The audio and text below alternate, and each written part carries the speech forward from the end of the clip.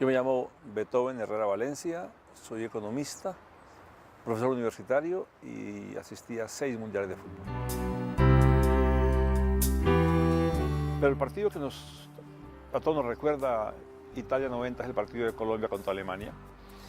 Era un partido muy desnivelado por la tradición de Alemania, por la fuerza de Alemania, por su figuración. Colombia apenas comenzaba a volver al escenario internacional y llegó muchas veces llegó Colombia sin lograr convertir la pelota, sin lograr convertir el gol.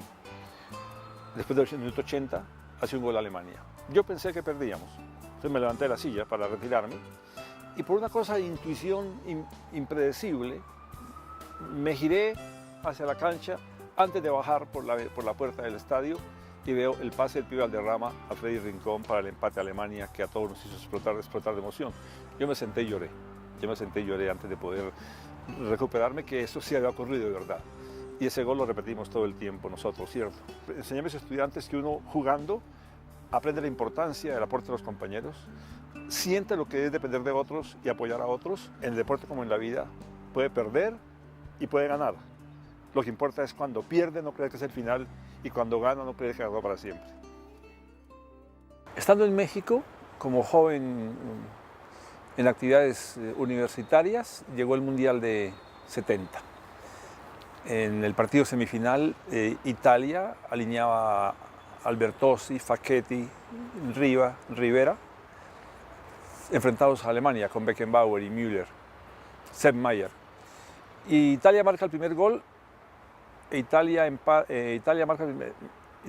el primer gol y Alemania empata sobre el final del tiempo reglamentario. Y hay un tiempo extra.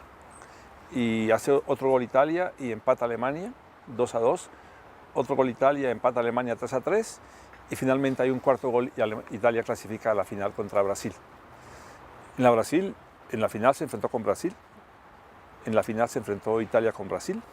Brasil tenía Pelé, tenía Gerson, tenía Rivellino, tenía Clodoaldo, tenía Carlos Alberto. Félix en la puerta. Y fue inmenso Brasil aquel día. ¿Usted se acuerda del estadio, del ambiente? El cierre del Mundial fueron 4 orquestas, simultáneamente, una en cada esquina de la cancha, tocando las 4 al tiempo el himno de despedida de México que se llama Las Golondrinas. Eso era para llorar. Pero la forma en que Brasil, que venía de ser maltratado en Inglaterra 66, llegó al título, fue memorable. La jugada de Pelé frente a Mazurkiewicz fue memorable y memorable también la forma en que el público estaba siempre al lado de Brasil. Eso era notable, era notable. Yo siempre encontré en Brasil una cosa notable y es que en cualquier lugar que llegaba la gente estaba adhiriendo a Brasil, no importaba contra quién jugara. Era como si jugara toda América en la cancha con camisa amarilla. En 82 es en España, es un mundial mucho más duro, más rígido. Está Platini con Francia, está Rummenigge con Alemania. Es local de España, pero su equipo no es muy bueno. Vive dependiendo de los tiros libres que cobre Juanito. Y en ese mundial debuta Maradona con Argentina. En el partido de Maradona y Argentina contra Italia, el marcador Claudio Gentile le pega 37 patadas a Maradona, 37 contabilizadas. Al final Diego protesta y expulsan a Diego. Fue su primer mundial y fue un fracaso. Fue eliminada Argentina, que llevaba el mismo equipo campeón desde el 78, más Maradona nada más. Pero lo más memorable de ese torneo es que Brasil tenía un equipo fabuloso, un mediocampo formado por Toñinho, Cerezo, Zico y Falcao, dirigido por Tele Santana. Tapaba Valdir Pérez y era Serginho el número 9. No lograba convertir un gol Serginho, pero el medio campo hacía por todo. De hecho, Paolo Rossi venía a ser suspendido un año por apuestas ilegales en Italia, un año sancionado por delincuente, porque vendía el fútbol, terminó su sanción y vino a jugar. Y marca un gol y empata, segundo empate lo hace Falcao, y con ese 2-2, faltando 14 minutos, Brasil está clasificado para la semifinal. Pero Brasil no sabe defenderse, Brasil no cree en defenderse, Brasil sabe atacar y cree que puede atacar siempre.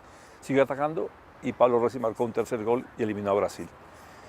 Lloramos todos por las Ramblas de Barcelona ese día, porque era como una tragedia para toda América que Brasil hubiera sido eliminado con un estupendo equipo. Debió ser campeón, merecía ser campeón. Italia, en cambio, empató, ganó por muy pocos goles, llegó a la final y derrotó a Alemania en la final, con justicia, pero un juego muy rígido, muy mecánico, muy defensivo que tenía Italia. Marchábamos todos por las Ramblas de Barcelona con todas las banderas de Brasil, muy tristes porque la batucada nos acompañaba al comenzar el partido y al final era muy fúnebre, era como un cortejo fúnebre de tristeza porque Brasil había sido eliminado. Hablemos de México 86. En México 86, Diego llega con mucha mejor condición, ya está más maduro, ya ha jugado en Europa y viene a reivindicarse de lo que ha pasado en España 82. Bilardo es el técnico de Argentina y en la final Argentina se enfrenta contra Alemania. Jorge Luis Brown, que jugó en Colombia, el Nacional, marca el primer gol de Argentina. Y finalmente Burruchaga marca el gol definitivo de la victoria. Pero antes de la final, por supuesto, vino el partido memorable de Argentina contra Inglaterra. Hay que recordar que hacía 4 años Argentina tomó las Malvinas, que considera suyas, y Inglaterra vino a recuperarlas con apoyo de Estados Unidos, inclusive de Chile, de las bases que Pinochet prestó desde Chile, de modo que había una reivindicación histórica contra Inglaterra y era las Malvinas que Argentina reclama como suyas.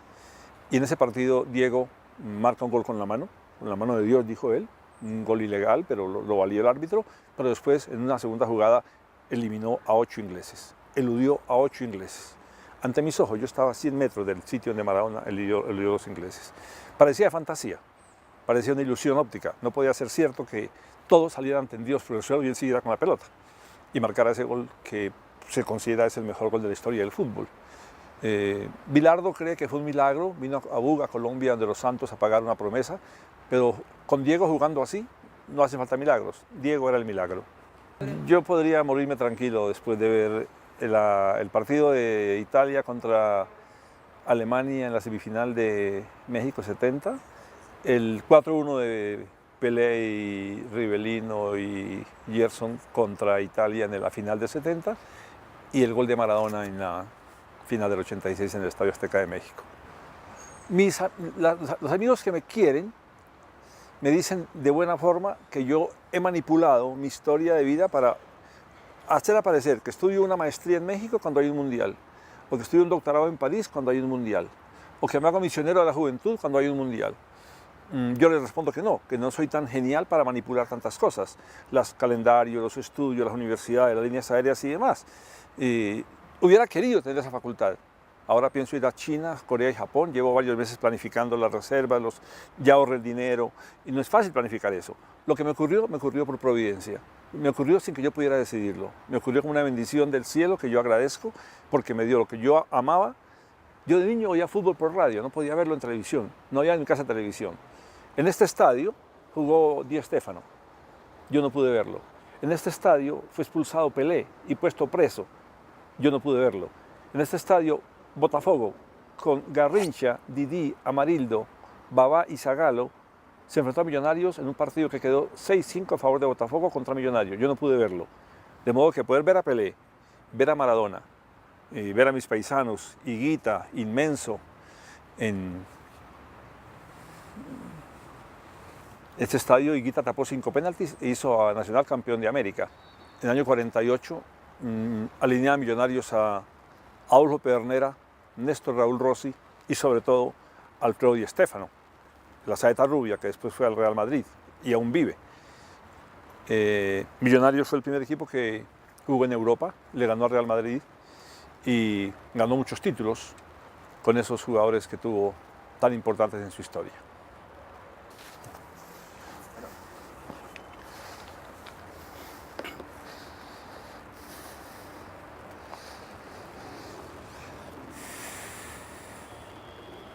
Listo.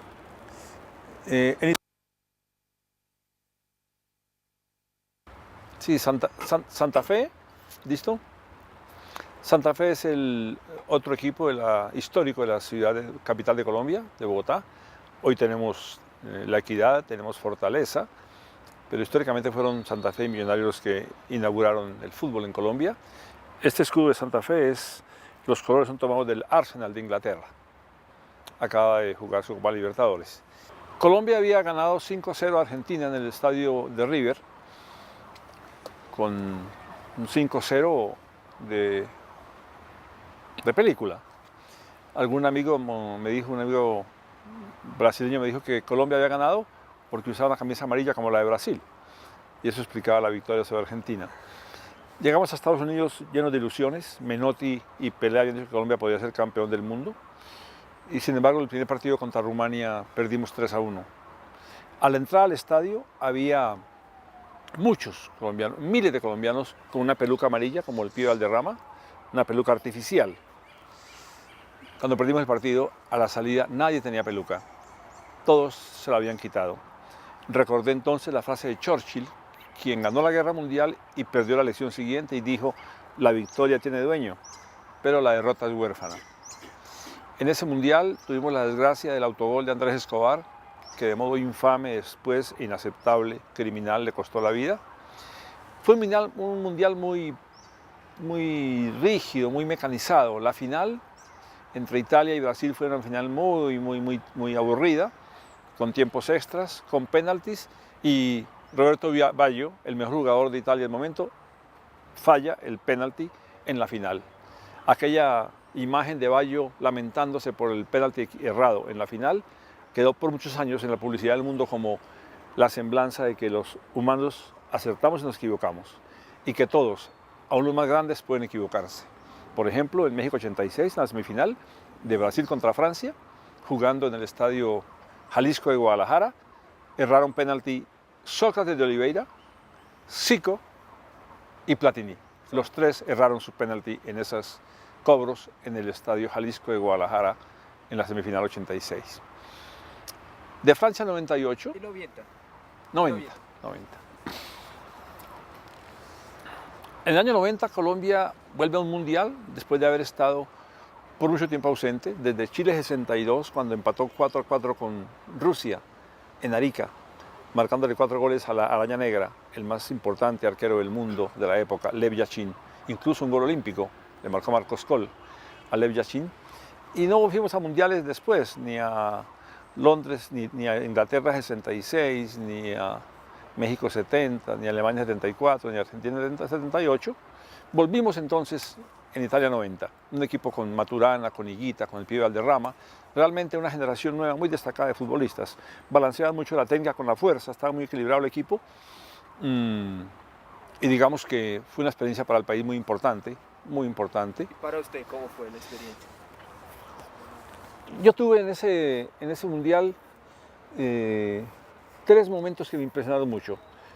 Diego jugaba en el Nápoles, Diego Maradona jugaba en el Nápoles, y el local era Italia, y el partido Italia-Argentina se hace en el Estadio San Pablo de Nápoles. Pero Nápoles, el sur de Italia, se queja de que siempre el norte lo discriminó.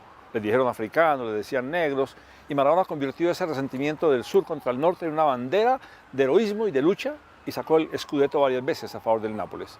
Esa noche en San Pablo, yo estaba en el estadio, todo el estadio gritaba Diego, Diego, no gritaba Italia. Y Diego elimina a Italia en su propio territorio y le elimina del mundial que había organizado para ganárselo. Después le encontraron que traficaba con drogas, que evadía impuestos, todo para cobrarle esa cosa que le había hecho al honor, al orgullo italiano. En la final, todas las cámaras enfocaron la cara de Diego cuando está sonando el himno argentino. La gente silba, los romanos silban el himno de Argentina en venganza por la derrota de Italia en Nápoles, y Diego hace una grosería muy vulgar a la tribuna, y la cámara va siguiendo la cara de Diego cuando le nombra a la madre a los que estaban silbando el himno de Argentina. Antes de esa final, por supuesto, Colombia se enfrentó a Alemania en el estadio Giuseppe Meazza, en el barrio San Siro, en Milano. En los días anteriores yo había estado allí en el partido que jugaron Holanda con Van Basten, Frank Rijkaard y Ruud Gullit contra Alemania. 2 escuelas de fútbol, 2 escuelas casi perfectas. Ganó Alemania, pero era muy equilibrado. Pero el partido que a todos nos recuerda Italia 90 es el partido de Colombia contra Alemania. Era un partido muy desnivelado por la tradición de Alemania, por la fuerza de Alemania, por su figuración. Colombia apenas comenzaba a volver al escenario internacional y llegó muchas veces llegó Colombia sin lograr convertir la pelota, sin lograr convertir el gol. Después del minuto 80 hace un gol Alemania. Yo pensé que perdíamos, entonces me levanté de la silla para retirarme y por una cosa de intuición impredecible me giré hacia la cancha antes de bajar por la puerta del estadio y veo el pase del pibe Valderrama a Freddy Rincón para el empate a Alemania que a todos nos hizo explotar de emoción. Yo me senté y lloré antes de poder recuperarme que eso sí había ocurrido de verdad. Y ese gol lo repetimos todo el tiempo nosotros, ¿cierto? Debo decir que en Francia 98... O sea, fue un gol después de cuánto tiempo sin mundiales. Nosotros volvimos al Mundial del 90, del 62 no íbamos al Mundial. 62 al 70 son 8 años, al 80, al 90 son 28 años sin ir al Mundial. Entonces fuimos a Chile 62 y volvimos a Italia 90. Después fuimos a USA 94, Francia 98. No fuimos a Corea, no fuimos a Alemania, ni fuimos a Sudáfrica. Ahora vamos a Brasil. Y después de 28 años, ver aquel gol debe... Fue una cosa muy hermosa, fue una cosa muy bonita, sí, muy bonita. 98, entonces. Digamos que en Francia 98 fue un mundial muy bien organizado. Francia había armado un equipo muy bueno. Había adoptado una política imitando lo que había hecho ya Holanda, y es vincular inmigrantes. En el equipo de Holanda usted encuentra a Rijkaard, a Gullit, a Davids, son jugadores de origen de las Antillas. Y Francia lo que hizo fue vincular jugadores como Thuram, como Marcel Desailly, que son de origen africano, hijos de inmigrantes, y esa complementación de la fuerza de los africanos con la técnica también de los europeos hizo un equipo muy bueno para ser campeón. Creo que Francia fue un campeón justo y sigue en la especulación si Ronaldo, el brasileño, estaba en buena condición para ser alineado en la final, en los partidos finales que jugó. Se comenta que estaba enfermo. ¿Usted fue a la final Sí. de Francia? Sí. ¿Y cómo fue la expectativa de ver Ronaldo en la cancha? Ya había muchos rumores antes, muchos comentarios de que no estaba en buena condición. Él había estado bien en mundiales anteriores, pero Francia era un equipo muy técnico, muy difícil, y nunca Brasil confesó, reconoció si había problemas con la salud de Ronaldo. De modo que un goleador tan importante, después se supo que había convulsionado en el camerino, se dice, gente que lo dice que sí convulsionó, y haberlo alineado así, dice la gente, fue presión de los patrocinadores, una urgencia de publicidad, lo que fuese, pero Brasil tenía muchos más jugadores con los cuales ganar sin alinear a un jugador en mala condición por salud. Sí, por supuesto. Y al final fueron ¿cuántos mundiales? ¿Cuántas finales de mundiales? En 6, yo estuve en 6 finales de mundiales y pues aprendí una lección, y es que el deporte es una escuela de vida. En el deporte tú aprendes que si la cancha es cuadrada y es un balón redondo y el árbitro es neutral y es justo y las normas son iguales, debe ganar el mejor. Costa Rica, un país chico, puede ganar a Estados Unidos en la cancha de deporte, quizá no con armas nucleares o en el campo de batalla militar, pero en el campo deportivo sí. El inmenso mensaje de los griegos, de las Olimpiadas, el deporte, es que vuelve la guerra un asunto regulado, estético, físico, mental, y debe ganar el mejor. Por esa razón, cuando los chicos aprenden a jugar fútbol, y yo lo hice de niño, no fui un buen jugador, sufría muchísimo cuando estaba en la suplencia. Me castigaba a mí mismo moralmente sentirme de suplente. Cuando yo era el portero del equipo de mi pueblo y de la universidad. Cuando me marcaban un gol, me sentía endeudado con todos mis compañeros. Pero cuando tapaba una bola difícil, alguna vez tapé un penalti, y todos venían a cargarme, yo me sentía que había reivindicado el esfuerzo de mis compañeros. Y enseñé a mis estudiantes que uno jugando aprende la importancia del aporte de los compañeros, siente lo que es depender de otros y apoyar a otros, pero sobre todo, lo más importante, aprende que uno en el deporte como en la vida puede perder y puede ganar. Lo que importa es cuando pierde no creer que es el final y cuando gana no creer que ganó para siempre. Sí. Y bien, solo preciso saber cómo fue Colombia en 98, que no hablamos de Colombia. Parece que el equipo colombiano había tenido grandes aciertos. Uno, darle libertad de jugar de modo espontáneo como ellos vivían en su vida. Maturana decía que jueguen como viven. Vivían bailando, jugaban como bailando. Esto les veía jugar como bailando. Pero en el caso de Estados Unidos habían tenido ya problemas de grupos entre ellos, parece consumo de licor, amenazas de violencia. En el caso de Francia eso llegó al extremo, grupos enfrentados y polarizados. El Tino Asprilla, un gran goleador, expulsado del equipo, en pleno mundial expulsado del equipo. El tema de disciplina le ganó a la capacidad técnica. Y eso enseña que no importa cuánta técnica tengas, no importa cuán fuerte seas en tu cuerpo, si tu mente te falla, tampoco tu cuerpo ganará. Sí. Y después de 94, ¿qué pasó con Andrés? ¿Cómo fue que esto afectó a usted, a los colombianos? Andrés había marcado un gol muy hermoso en Wembley, en un partido amistoso contra Inglaterra, el mismo día en que Higuita hizo el escorpión, que todos nos causó entre admiración y risa. A Higuita le habían dicho que no lo repitiera en partidos oficiales porque podía fallar, y con Camerún falló. Hizo una jugada de más. Parece que el defensa lo arriesgó mucho en la bola que le devolvió, pero fue un riesgo grande y Higuita perdió la bola y nos eliminaron en Italia 90. Pero en el caso de Italia 98, el tema de las pugnas entre grupos llegó al extremo. En USA 94 había ocurrido que Andrés era un jugador correcto, absolutamente correcto. Creo que nunca expulsado, o muy excepcionalmente. Yo nunca supe que lo expulsaran. Iba a la pelota, no al jugador, era limpio en un puesto difícil, que es el puesto de último defensa, donde hay que recurrir a la fuerza en caso de necesidad. Tenía la técnica suficiente para no recurrir a la fuerza. De modo que no fue expulsado porque agredió a nadie. Cometió un error, desvió la pelota y el arquero ya se había jugado al opuesto y hubo autogol. Y en el fútbol eso ocurre. Goicoechea vino a este estadio cuando estaba en Argentina desahuciado, se recuperó de Millonarios y fue inmenso en Italia 90. Inmenso, que tapó tantos penaltis que él llevó a Argentina a la final, a base de tapar penaltis. En el caso de Andrés Escobar, él tuvo el coraje de ir a la rueda de prensa y reconocer su error. Pudo quedarse en Estados Unidos viendo el Mundial y regresó con el equipo a Colombia a dar la cara.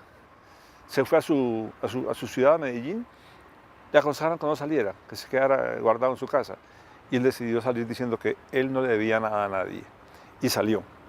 Alguien lo provocó, alguien lo increpó, quizás porque habían perdido plata en apuestas, posiblemente. Y él parece que reaccionó o respondió y lo mataron. Pero eso mancha el deporte y habla para nosotros con dolor de cuánto debemos aprender para poder jugar. Brasil hizo un mundial y pasaron 60 años para que haga un nuevo mundial.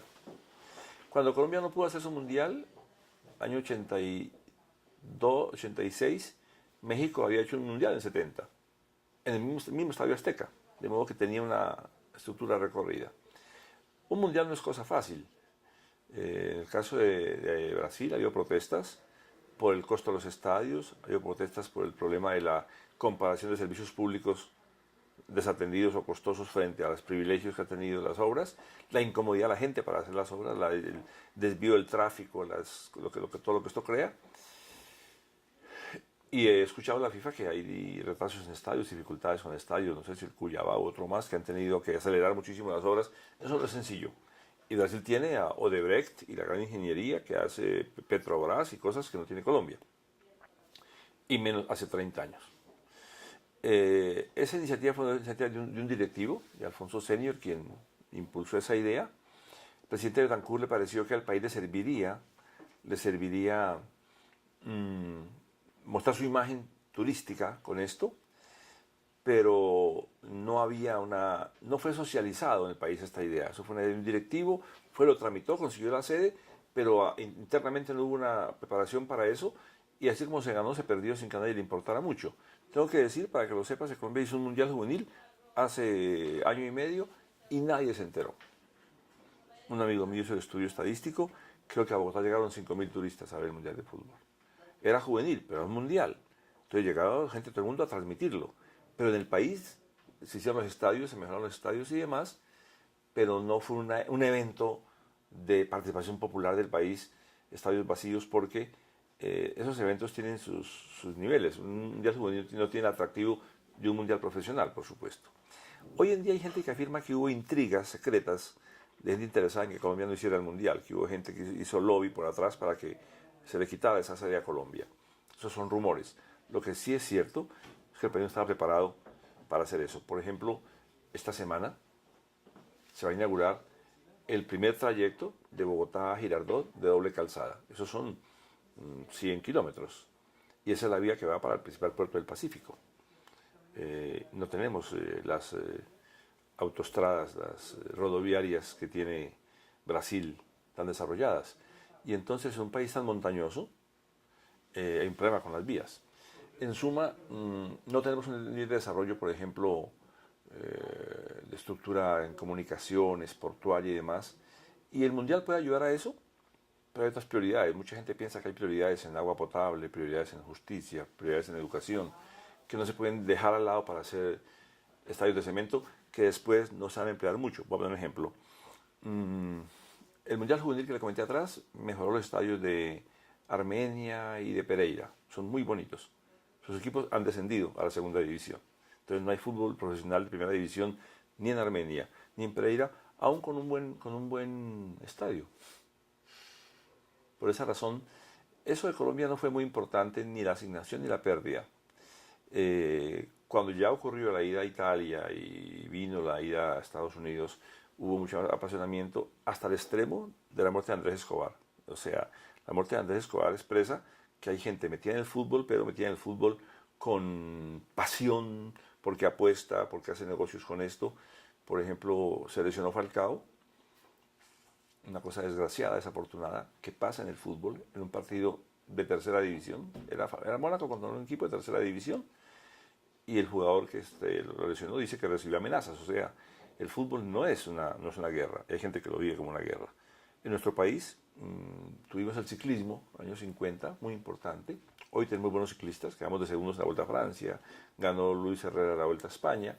Es muy popular en el campo, por ejemplo, pero a nivel ciudadano, hoy el deporte más popular es el fútbol, pero cuando se perdió esa sede no era tan popular. En Colombia jugaron, no sé si tú sabes, en Colombia jugó Pedernera y jugó Di Stéfano, porque había una huelga en Argentina. Entonces vinieron a jugar acá, en Millonarios jugaron. Y esa gente, digamos, que dejó una semilla sembrada. Date cuenta que el mejor jugador nuestro se llama Pibe. Sí, sí. Porque como jugaba bien, pensaban que jugaba como un argentino. Quizá aprendió los argentinos, justamente. Y yo veo un cambio muy grande aquí interno en Colombia hace 3 años hasta hoy. ¿Y qué pasó? La cuestión de la seguridad. Hoy el país es diferente de lo que era hace 10 años. ¿Qué piensa usted? Este es un país que tiene la segunda potencia en biodiversidad después de Brasil. Después de Brasil, este país tiene en insectos y aves, mamíferos, la Amazonía que nos corresponde y eso, un gran recurso, pero no lo aprovecha. Prepara más abogados que biólogos. Este país tiene minerales, tiene níquel, carbón, gas y petróleo y prepara más economistas que geólogos.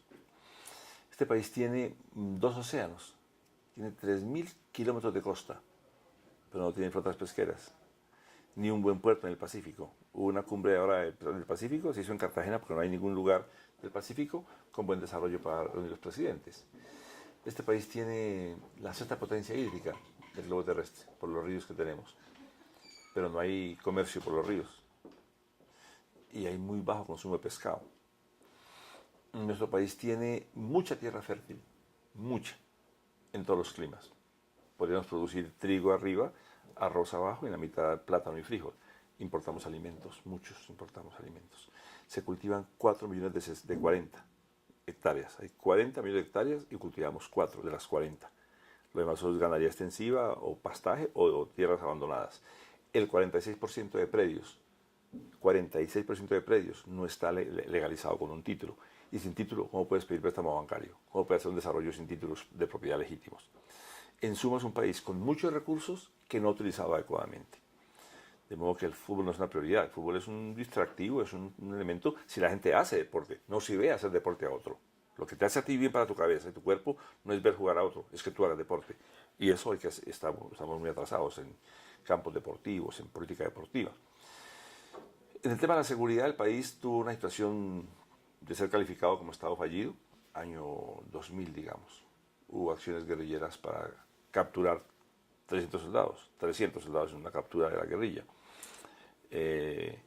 Por un descuido dejaron avanzar una situación en la cual el gobierno no atendió a tiempo las necesidades de la población en tierra, educación y demás, y eso generó un clima de actividades ilegales, narcotráfico, contrabando o actividades guerrilleras. Y eso es lo que explica un poco que hubiera hasta el año 2000 esa situación de desorden. El presidente Uribe hizo una labor intensiva de mejoramiento de la seguridad. Sin embargo, el proceso de violencia, de masacres, fue espantoso. Según cifras últimas, Colombia ha tenido 220.000 homicidios los últimos 50 años. De eso la mayoría son civiles, no gente del conflicto. Y el país ha comenzado a mejorar la seguridad, por una parte, intentar mejorar el tema de las tierras, reparar las víctimas. Estamos en ese proceso que es muy complejo y muy difícil. Una pausa, por favor. Sí, claro. Ay, perdón. Gracias, Joana. Cierra ahí. Sí, y hoy ¿cómo está esta situación? ¿Ha cambiado? ¿Ahora cómo están las guerrillas? Bueno, el país está en un proceso de paz. Todo parece indicar que ha habido acuerdos en dos temas ya, participación política y el tema agrario. Falta el tema del narcotráfico, cultivos ilícitos, está en eso. Todos los indicadores dicen que van logrando acuerdos. La comunidad internacional, la ONU, la OEA, Felipe González, Tony Blair, Parlamento Europeo han expresado que quieren que haya acuerdo. Los presidentes Lula antes, Dilma ahora, Mujica han dicho que quieren que el país llegue a la paz. Todos queremos que eso sea así. Eso no es fácil. Hay que reinsertar a esos combatientes en actividades productivas y eso genera reparos y reticencias para hacerlo. Tendremos que hacerlo. El país tiene una estabilidad económica no muy común en el hemisferio. Este es el único país de América que no tuvo moratoria desde hace 80 años. Este país no tuvo máxima devaluación ni hiperinflación. Yo estaba en Brasil cuando cayó el Cruzeiro y llegó el cruzado. Yo vi morir el cruzado y llegar el real. Yo vi lo de Sarney y el desorden inflacionario, y yo vi los esfuerzos de Cardoso con el Plan Real en la época del presidente Itamar Franco para estabilizar la inflación. Eso no fue fácil. Y yo vi el Austral de Argentina con Alfonsín y el sol de Alan García que se cayó y la muerte del sucre ecuatoriano y el lío con el peso boliviano. Este país nunca tuvo una cosa parecida a esa. De modo que a nivel macroeconómico, este es un país que no tuvo ni líos de deuda externa severos, ni líos de inflación severa, ni de devaluación severa, pero sí una gran desigualdad. Una gran desigualdad que se ha corregido un poco con programas como el de Familias en Acción, que es como la Bolsa Familia de Brasil, pero en el campo la desigualdad se mantiene por el tema de la violencia. Se han expulsado cientos de miles de campesinos de sus tierras en el campo. Y eso es una cosa muy delicada de resolver, pero comienza a haber como un retorno, hay más seguridad, la economía no está mal, el país está creciendo a 4, 4.5, tiene 1.9 de inflación, un nivel de reserva de 35.000 millones, más alto que Venezuela, que tiene más petróleo. Y usted va a Argentina y hay un tipo de dólar oficial, blue, diferente al blue de la calle. En Venezuela pasa ese problema. En Brasil hay pánico a la inflación, la gente no quiere nada que haga la inflación de los años 86 de Sarney. Aquí no pasa eso, pasan otros problemas, y es que no hay una conciencia de la necesidad de superar la desigualdad. Lo que han hecho en Brasil, los programas de Cardoso, Lula y Dilma, lo que ha hecho Mujica y Tavares en Uruguay, lo que han hecho Lagos, Bachelet en Chile, Funes en Salvador, lo que están haciendo programas como los de reconstrucción de educación pública y esto en México. Aquí no hay. Estamos comenzando, pero es más incipiente y es muy difícil porque, por ejemplo, la gente no valora la importancia de que la educación sea buena. Tenemos el puesto 57 en las pruebas PISA internacionales, entre 62 países, quedamos de 57, y somos un país de gente inteligente para hacer cosas como García Márquez o como Botero, como Shakira, como Falcao, pero falta disciplina. La gente se apunta a la aventura, pero la disciplina de formar un acumulado de gente preparada técnicamente, y eso supone una política pública y empresarial a largo plazo, y eso supone inversión y voluntad, y que estamos construyendo eso apenas. Y usted habló un poco sobre cómo está la economía de Colombia, ¿usted cree que puede mejorar más aún? ¿El futuro es próspero? Es necesario hacer un censo de tierras que está planificado para saber quién tiene las tierras y quién no tiene títulos. Es necesario titular las tierras para que la gente tenga créditos. Es necesario devolver las tierras a las víctimas que la perdieron. Es necesario reincorporar a los actores ilegales a una economía legal. Hace falta fortalecer la justicia para que la gente confíe en la justicia. Es necesario incentivar la tecnología. Y la suma de todo eso supone un proyecto de país que con la paz debe ser más fácil. Hoy en día, en el periodo anterior, estamos dedicados a defendernos de la muerte. Hoy en día hay homicidios, por supuesto, pero menos que en Venezuela. Y hay inseguridad, pero más o menos como Río de Janeiro. Yo sí he robado en Río de Janeiro. Entonces, la inseguridad es una cosa de cualquier lugar donde hay problemas económicos. Pero el país tiene una buena posibilidad de avanzar en ese campo. Comienza a haber conciencia de la importancia de temas como educación, tecnología y medio ambiente, que antes no lo había. Y eso creo que un liderazgo nuevo puede construir. Y económicamente también surge como una potencia en América del Sur. Hoy tenemos un PIB que ha mejorado un poco por encima de Argentina. Nuestra demografía es por encima de Argentina ya en población. Somos un tamaño de economía superior a Perú y a Chile, inferior a Brasil y a México. Nuestro problema radica en que hemos perdido industria, fábricas de textiles, fábricas de llantas, fábricas de carros, por la competencia desaforada de los chinos y ahora de los carros mexicanos, y vienen los coreanos, y estamos volviendo a una economía minera, como la de Minas Gerais de la época de los portugueses, en la cual exportamos carbón y níquel, tenemos gas y petróleo, al tiempo que se quiebra la industria. Eso no es bueno, no se pueden quebrar las industrias. Brasil tiene un banco de desarrollo muy poderoso que ha apalancado obras de crecimiento del desarrollo industrial. Brasil ha encontrado petróleo en el mar. Brasil ha hecho una labor grande de infraestructura con Odebrecht y demás.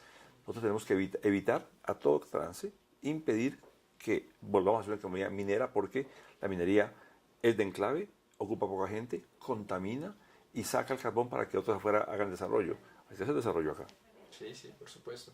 ¿Y cuál es el camino para eso? ¿Es legislación, política del Estado? La clase dirigente tiene que entender que terminado el conflicto hay que llegar a unos acuerdos.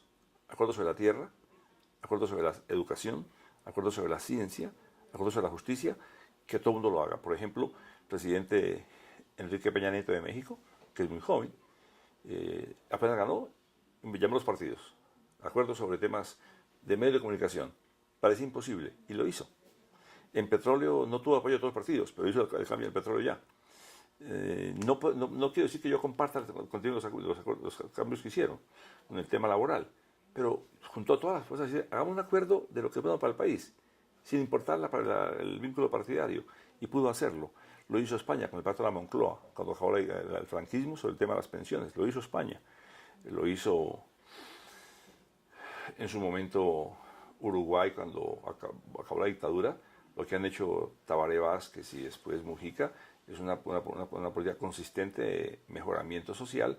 Creo que en eso hay que llegar a acuerdos, y el país, cuando acabe el conflicto armado, debe sentarse a pensar en eso. Sí. Y entonces, una proyección para el futuro de Colombia. Yo creo que comienza a haber unos sectores nuevos, ambientalistas, jóvenes, intelectuales, comunidades locales, indígenas y afros, que plantean la necesidad de que sus agendas sean reconocidas.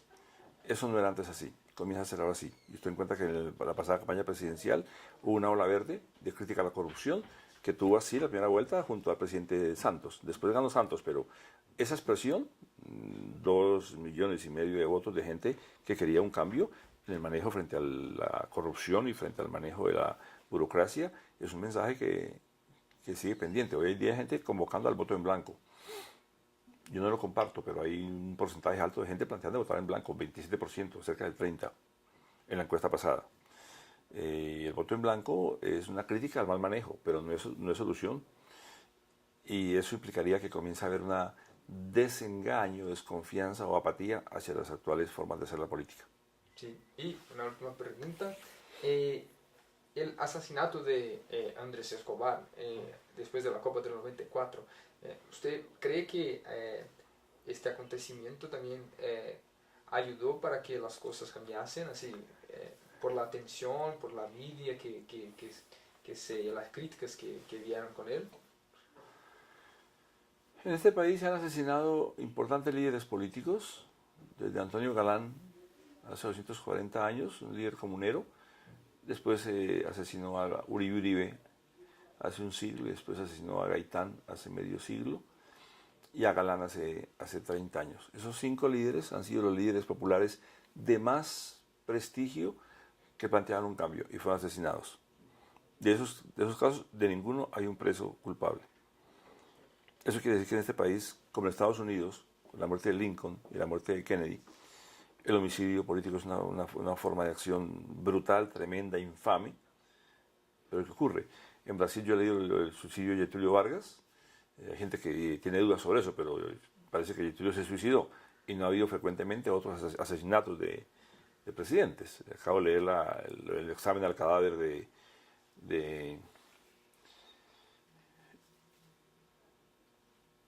que acaba de ser enterrado con honores, Jânio Quadros. Jânio Quadros en Brasil, y João Goulart, que después lo reemplazó. En el caso de Brasil no hay una tradición de asesinatos políticos. En el caso de Estados Unidos sí lo hay. En el caso de Colombia también lo hay. Y en 2 siglos y medio, los 5 líderes más importantes que planteaban cambios fueron asesinados. Eso no solo con líderes políticos. Hay figuras reconocidas. Un humorista llamado Jaime Garzón, que hacía crítica política en forma de chiste, de humor, de mímica, imitando, fue asesinado en el año 99. Era mi alumno. Y solo ahora comienza a aparecer quién pudo haberlo mandado a matar. Antes hubo otra gente presa que no era, supuestos culpables que son para desviar las investigaciones y demás. De modo que lo de Andrés es muy grave, porque era un deportista, era un señor, era un caballero, un hombre correcto, un hombre de familia. Aquí es frecuente que haya muchachos que consumen droga y hacen fútbol. Hay uno que está suspendido varias veces por prueba positiva en droga. Antes era un tipo correcto. Era un muchacho de un gran sentido en su equipo, era muy querido por los compañeros, o sea, no estaba en riñas. Pablo Rossi hizo apuestas, estuvo condenado por apuestas. Andrés nunca estuvo condenado por nada.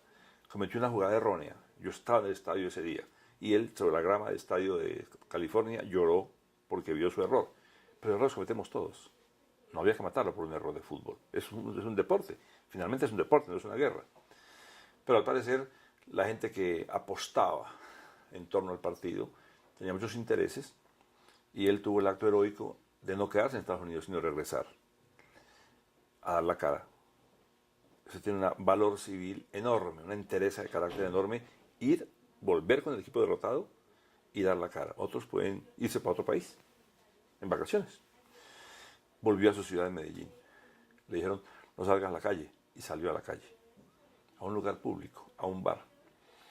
Y ahí lo provocaron, lo ofendieron, y ya con licor, pues pasa lo que pasa con el licor. Hay libros sobre eso. ¿Leíste el libro Autogol? ¿Lo leíste el libro Autogol? Sí, sí, sí. Yo lo leí, sí. Hay artículos que dicen que hubo temas de apostadores y demás. Hay que decirlo de modo crudo. En este país han matado muchos periodistas, algunos futbolistas, aparte de Andrés, otros más han matado también. Muchísimos políticos, algunos sacerdotes, algunos obispos. Un país donde pueden matar obispos y sacerdotes, personas muy respetables por la religión, muchos militares y muchos campesinos, muchos indígenas, muchos periodistas, algunos artistas y algunos futbolistas. Tienen que decir, hay que subir el aprecio por la vida, hay que defender lo que dice Antanas Mocos, la vida es sagrada, la de todos. ¿Y hoy esto pasa aún La de todos. No más? Bueno, hubo una bomba en Quibdó ayer, en un lugar público, mató a 5 personas, y otra bomba en Cauca hace un mes que mató a 3 personas. O sea que el país ha reducido la cantidad de violencia, pero sigue habiendo violencia infame, inaceptable. No puede matar gente civil en un supermercado, y están en guerra, pero de la guerra van para matarse en la guerra. El civil no está en la guerra. Y si lo usas, parece ser que lo usan para presionar una extorsión de plata que no han pagado a los que cobran extorsiones. Entonces lanzan una bomba a un mercado para obligar al dueño a que pague una extorsión a un grupo ilegal. Eso es lo que ha ocurrido, al parecer. Pero eso supone que la justicia actúe y sea capaz de impedir eso.